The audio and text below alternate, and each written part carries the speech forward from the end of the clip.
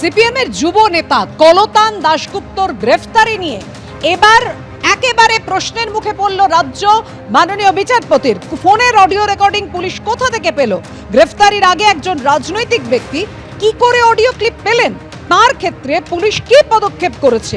দিনে দুবার ব্যবহার করো স্টপেজ ক্রিম আর নিজেকে রাখো evergreen. Keya Seth aromatherapy stoppage cream আর খুঁজে পাও নতুন আমিকে।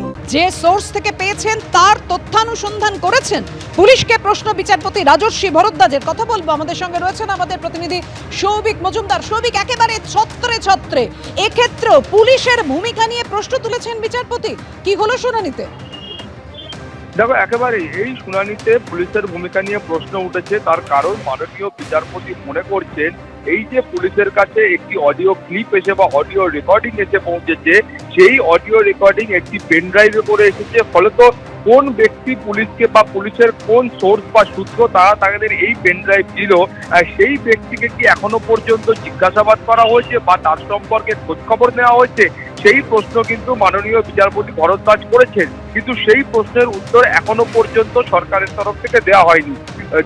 মাননীয় বিচারপতির তরফ থেকে এ প্রশ্নও করা হয়েছিল যে পুলিশের কাছে যখন এই ভিডিও ফুটেজ পৌঁছচ্ছে বা সে পুলিশ এই ভিডিও ফুটেজের ভিত্তিতে পদক্ষেপ করছে, তার আগেই একজন রাজনৈতিক ব্যক্তিত্ব তিনি এই অডিও ক্লিপ দিয়ে তিনি কিন্তু প্রচার করছেন। ফলে এই যে অডিও ক্লিপ পুলিশের হাতে পৌঁছবার আগে বা পুলিশের সঙ্গে একই সময়ে একজন রাজনৈতিক ব্যক্তির হাতে পৌঁছে গেল, এটা কি করে সম্ভব? সেই প্রশ্নও মাননীয় বিচারপতি তুলেছেন এবং তিনি তার পাশাপাশি এ প্রশ্নও তুলেছেন যে রাজনৈতিক ব্যক্তির হাতে এই অডিও ক্লিপ পৌঁছলো সেই ব্যক্তিকে কোনো জিজ্ঞাসাবাদ বা সেই ব্যক্তির সঙ্গে কোনো রকম কথাবার্তা সেটা কি পুলিশের তরফ থেকে বলা হয়েছে বা পুলিশের তরফ থেকে কোনো পদক্ষেপ নেওয়া হয়েছে? ফলে এই ধরনের একাধিক অস্বস্তিজনক প্রশ্ন কিন্তু আজকে মাননীয় বিচারপতি তিনি কিন্তু করেছেন সরকারকে উদ্দেশ্য করে। কিন্তু তার পাশাপাশি তোমাকে বলবো যে সরকারের তরফ থেকে অ্যাডভোকেট জেনারেল তিনি কিন্তু একদম স্পষ্টভাবে ডেটা রেকর্ড দিয়ে তিনি স্পষ্টভাবে বলছেন যে শেষ 5 মাসে কলতান দাশগুপ্তর সঙ্গে আরেক ধৃত সঞ্জীব দাস তার কিন্তু প্রায় 171 বারের কাছাকাছি সময় এই এতবার তাদের মধ্যে কথোপকথন হয়েছে এবং তারা বলেছে যে 6ই সেপ্টেম্বর থেকে 13ই সেপ্টেম্বর পর্যন্ত কলতান দাশগুপ্তর সঙ্গে সঞ্জীব দাসের প্রায় 34 বার কথাবার্তা হয়েছে। অতএব একজন অজানা ব্যক্তির সঙ্গে এতবার কথাবার্তা সেটা কি সাধারণত কেউ বলে?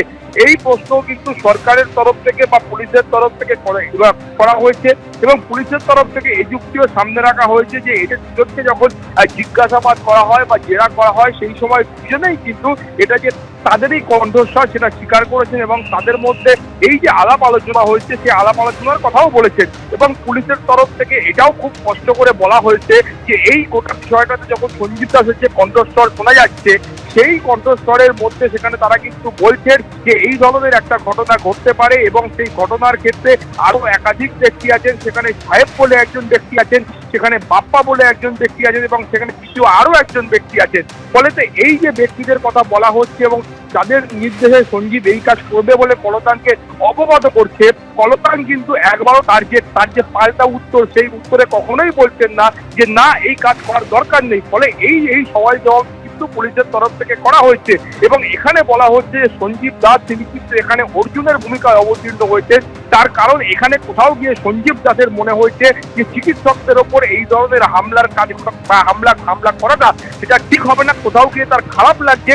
সেই কারণে তিনি কিন্তু মনে করেছেন যে কলতান তার শ্রীকৃষ্ণ এবং সেই কারণে কলতানের কাছে তিনি পরামর্শ চাইছেন যে এক্ষেত্রে ঠিক কি করা উচিত।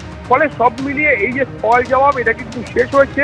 মাননীয় বিচারপতি নিজের চেম্বারে এই মামলায় যা উপযুক্ত নির্দেশ সেটা দেবেন। ফলে আরো কিছুক্ষণ আমাদের অপেক্ষা করতে হবে যে কলকাতা হাইকোর্টের তরফ থেকে কি নির্দেশ দেওয়া হয়। পাপিয়া, অবশ্যই ধন্যবাদ তোমায় সৌভিক।